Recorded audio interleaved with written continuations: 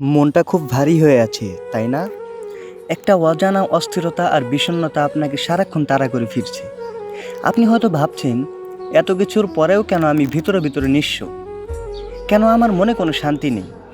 এর উত্তরটা খুবই সহজ, কিন্তু আমরা মানতে চাই না।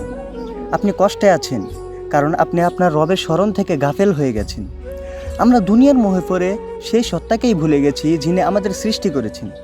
কুরআন মাজিদে আল্লাহ তাআলা কত সুন্দর করে বলে দিয়েছেন, জেনে রাখো, কেবল আল্লাহর স্মরণেই অন্তরসমূহ প্রশান্ত হয়।